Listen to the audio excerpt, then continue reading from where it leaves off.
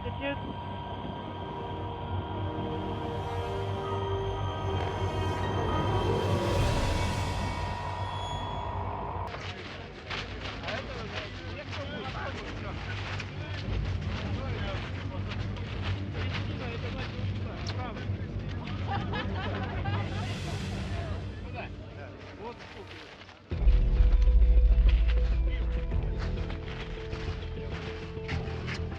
ये वो नज़ारा था जब astronaut flight engineer Christina Koch ने अपनी 328 दिन की स्पेस जर्नी कंप्लीट करके धरती पर वापस कदम रखा था। और ये किसी फीमेल एस्ट्रोनॉट द्वारा पहली लॉन्गेस्ट स्पेस फ्लाइट थी। इंटरनेशनल स्पेस स्टेशन 5 एजेंसीज का एक जॉइंट प्रोजेक्ट है। NASA USA, Roscosmos Russia, JAXA Japan, ESA Europe और सीएसए कनाडा। ये प्रोजेक्ट 1998 में स्टार्ट किया गया था और 2011 में जाकर इसे लगभग पूरी तरीके से कंप्लीट कर दिया गया था। इसमें 6 एस्ट्रोनॉट्स के रहने की कैपेसिटी है और हमेशा यहाँ पर 3 से 6 लोग मौजूद रहते हैं। एस्ट्रोनॉट्स का काम मेनली वहाँ पर एक्सपेरिमेंट्स परफॉर्म करना होता है। ऐसे एक्सपेरिमेंट्स जो कि यहाँ धरती पर एटमॉस्फेरिक प्रेशर की कंडीशन में परफॉर्म नहीं किए जा सकते। ऐसे एक्सपेरिमेंट्स जिसके लिए जीरो ग्रेविटी की रिक्वायरमेंट होती है। इन एक्सपेरिमेंट्स में से काफी ऐसे होते हैं जो फाइनली हमारे मार्स के जर्नी में हमारी मदद करते हैं। शायद आपको ये जानकर हैरानी होगी कि अगर आप चाहो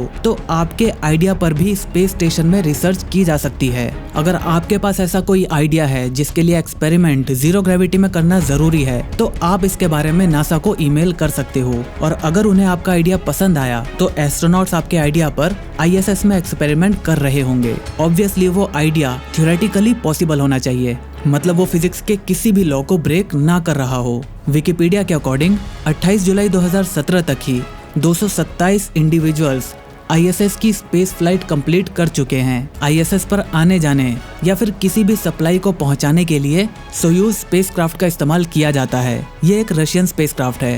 अर्थ से आईएसएस की जर्नी करीब 6 घंटे की होती है। अगर हम स्पेस की बात करते हैं तो सबसे ज्यादा इंटरेस्टिंग और क्रूशियल बात वहां तक जाने का सफर ही होता है। लेकिन जैसे जैसे स्पेस एक्सप्लोरेशन में कंट्रीज ने प्रोग्रेस किया है, काफी सारी गलतियों ने हमें बहुत कुछ सिखा दिया है। इसीलिए अब इसे इतना रिस्की कहना सही नहीं होगा। जब अर्थ से किसी सैटेलाइट को लॉन्च किया जाता है तो उसका मेन पर्पस होता है उसे उसके डेजिग्नेटेड ऑर्बिट में पहुंचाना। लेकिन जब किसी क्रू को, मतलब किसी इंसान को आईएसएस तक भेजना होता है तो उस स्पेसक्राफ्ट को न केवल उस ऑर्बिट में पहुंचना होता है बल्कि उसे आईएसएस के साथ डॉक भी करना पड़ता है ताकि क्रू को स्टेशन के अंदर भेजा जा सके। इंडीड ये जितना चैलेंजिंग सुनने में लगता है उतना ही इंटरेस्टिंग इसका प्रोसेस भी है। कुछ कंट्रोल्स तो क्रू को ऑनबोर्ड स्पेसक्राफ्ट से ही करना पड़ता है, ठीक उसी तरह जैसे आप किसी व्हीकल को ड्राइव कर रहे हो। बस इसमें अंतर इतना है कि यहाँ पर बहुत सारी चीजें ऑटोमेटिक है।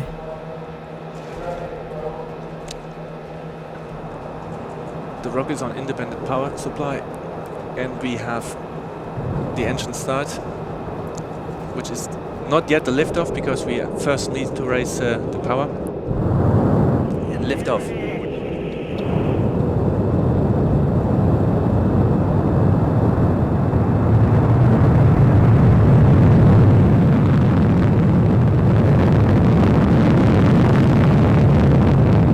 As we're rising towards orbit, you heard everything normal. इस तरह ये 6 घंटे का सफर तय करने के बाद क्रू जमीन से करीब 400 किलोमीटर की हाइट पर मौजूद अपनी मंजिल तक पहुंच जाता है। अर्थ के अराउंड स्पेसक्राफ्ट को किसी भी ऑर्बिट में प्लेस करने के लिए उस एयरक्राफ्ट को उस ऑर्बिटल वेलोसिटी तक पहुंचना पड़ता है। ऑर्बिटल वेलोसिटी वो वेलोसिटी होती है जिससे अगर कोई चीज धरती के अराउंड घूम रही है तो ग्रेविटी की वजह से वो नीचे नहीं गिरेगी। फॉर एग्जाम्पल, जिस ऑर्बिट में आईएसएस रोटेट कर रहा है उसकी स्पीड है करीब 17,500 माइल्स पर आवर। अगर स्पेसक्राफ्ट की वेलोसिटी इससे ज्यादा होती है तो वो आईएसएस की ऑर्बिट से बाहर चला जाएगा और अगर कम होती है तो वो धरती की ग्रेविटी की वजह से नीचे आने लगेगा। इसीलिए सबसे पहले ये काम रॉकेट का होता है कि वो एयरक्राफ्ट को उस ऑर्बिट की प्रॉपर स्पीड तक लेके जाए और फिर उस ऑर्बिट में पहुंचने के बाद रॉकेट को कट ऑफ कर दिया जाता है और स्पेसक्राफ्ट अब बिना किसी फ्यूल रिक्वायरमेंट के उस ऑर्बिट में उसी स्पीड के साथ रोटेट कर सकता है। काफी आसान प्रोसेस है, राइट? रॉकेट की मदद से स्पेसक्राफ्ट को आईएसएस की ऑर्बिट तक पहुंचाना है। इसके बाद स्पेसक्राफ्ट और आईएसएस इन दोनों की स्पीड सेम होगी और अब आसानी से उन दोनों को डॉक किया जा सकता है। अगर आप भी ऐसा सोचते हो तो हमारी सोच में कोई ज्यादा अंतर नहीं है, क्योंकि पहले मैं भी ऐसा ही सोचता था। अगर आपने मिशन मंगल मूवी देखी है तो उसमें अक्षय कुमार का एक डायलॉग है, तेल जब पूरी के लिए गर्म है तो उसको और गर्म नहीं करते, ऑफ करके गैस बचा के पूरियां तलते रहते हैं। इस होम साइंस की टेक्निक से हम लोग मार्स जाना चाहते हैं। You lost your mind? अब जैसा कि हमें पता है कि धरती से 1 किलो सामान भी एक्स्ट्रा स्पेस में लेकर जाना काफी ज्यादा महंगा होता है, इसीलिए हम स्पेस मिशंस के लिए ज्यादा फ्यूल नहीं ले जा सकते और इसी वजह से हमें लोड को कम से कम करके रखना होता है। तो यहाँ पर हम करते ये हैं कि सबसे पहले रॉकेट उस स्पेसक्राफ्ट को लोअर अर्थ ऑर्बिट मतलब कि ISS के ऑर्बिट से थोड़ा सा नीचे वाली ऑर्बिट तक पहुँचा देता है और स्पेसक्राफ्ट अर्थ के अराउंड रोटेट करना स्टार्ट कर देता है। इसके बाद अब हमें गैस बंद करके सिर्फ पूड़ियाँ तलनी है ताकि हम गैस को बचा सकें, यानी कि अब हमें आगे बढ़ने के लिए सिर्फ उसके मोमेंटम का इस्तेमाल करना है, ना कि फ्यूल का। ह्यूमन ट्रांसफर ये एक ऐसा तरीका है जिससे हम एक सैटेलाइट को एक ऑर्बिट से दूसरे ऑर्बिट में मिनिमम फ्यूल बर्न करके पहुंचा सकते हैं। इसके लिए सैटेलाइट को 2 बर्न करना पड़ता है।